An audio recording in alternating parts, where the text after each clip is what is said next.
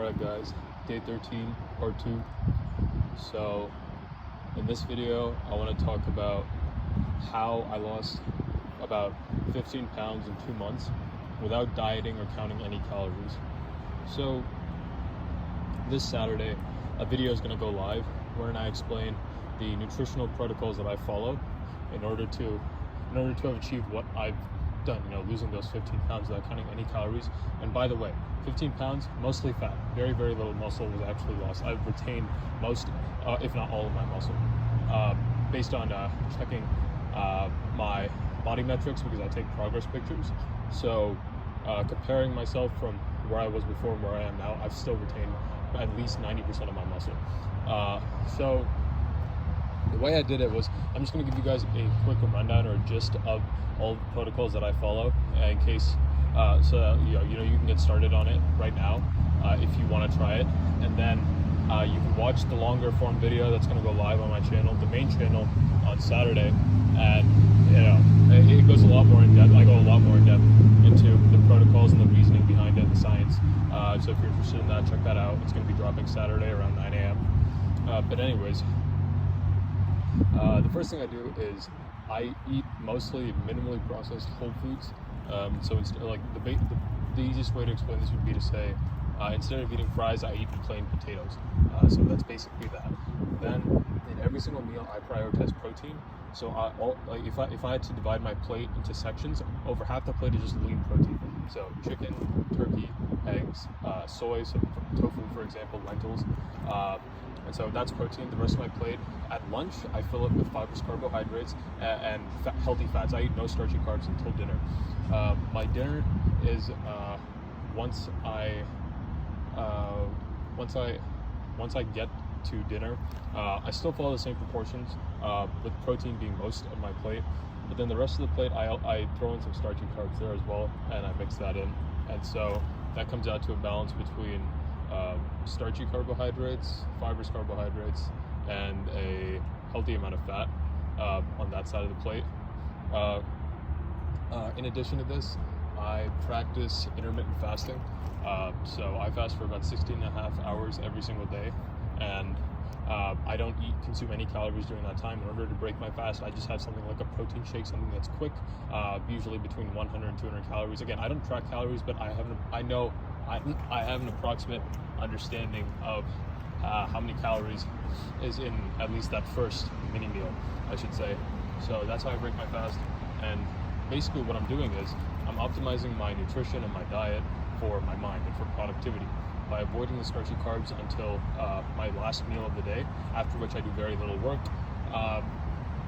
I'm avoiding glycemic variability throughout the day. Glycemic variability is just a fancy way of saying your energy levels are going to fluctuate, and that's going to throw off your productivity and your ability to get shit done. And so in order to avoid that, I don't eat any starchy carbs until my very last meal.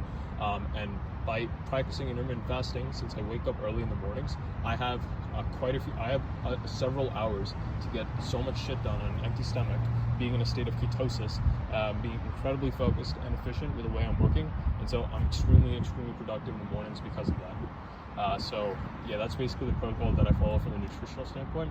As for exercise, I do resistance training about 3 times per week. I distribute my sets throughout each day, so I'll do 2/3 of my workout in the morning, and then I'll do the remaining 30% of my workout in the evening. And so most of my workout is actually done during that fasted period. And so instead of burning sugars and glucose like most people do when they exercise, I'm burning fat because my body's already in a state of ketosis as a result of fasting.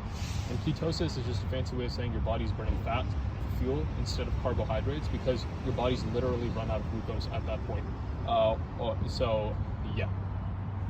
Well, technically it hasn't actually run out of glucose. There's a different scientific mechanism behind it. There's a specific enzyme which it inhibits the utilization of carbs for energy, and instead promotes the utilization of fats, which results in ketosis, which results in that highly focused state that you get from practicing intermittent fasting. And so that's what I do. apart from the 3 days per week resistance training, which is full body, by the way, so I'm hitting all my muscle groups 3 times per week, getting sufficient stimulation. But I'm also walking between 15 and 30,000 steps every single day. And low intensity, long form cardio mobilizes fats, whereas high intensity, short form, vigorous cardio mobilizes sugars. The reason being, your body stores energy in 2 different ways. The first way is through sugars, glucose, and the second way is through fats and lipids. And so when you're doing or performing a vigorous activity and your body needs energy quickly in order to do that activity, it's going to rely on glucose, because glucose can be converted to energy much faster than fats can. But when you're doing something that's low intensity, but you do it for long enough, your body is going to use fats for energy instead of glucose, because your body doesn't need to produce that energy as quickly, and so it'll save the glucose for when you really need it, like in a flight or fight response, where let's say you're in danger and you need to get out of there quickly. Your body needs to respire and produce energy super fast so that you can utilize it and expend it really quickly. So it'll save the glucose for those occasions, and it'll burn fat instead.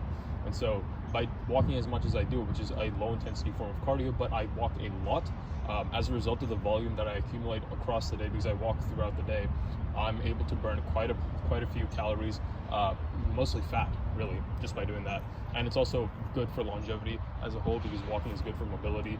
And like if you research online, dig deep into scientific studies, you'll find that if you just avoid red meat, for the most part, you eat mostly like lean sources of protein, don't eat as much, eat until you're 80% full in all of your meals, practice fasting to a certain extent, and just walk a lot, you will live longer. So that's basically the combination, the nutritional combination. Somewhat exercise, and apart from that, you also need to do some resistance training to keep your muscle, because as you get older, your muscle degrades, and so the sooner you start working out and building muscle, the longer you can retain it for, and so that'll help you avoid musculoskeletal issues as you age.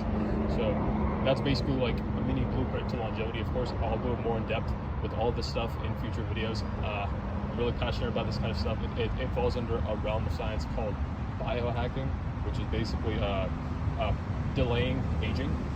I'll get into that in another video. I think I've already made a video on it.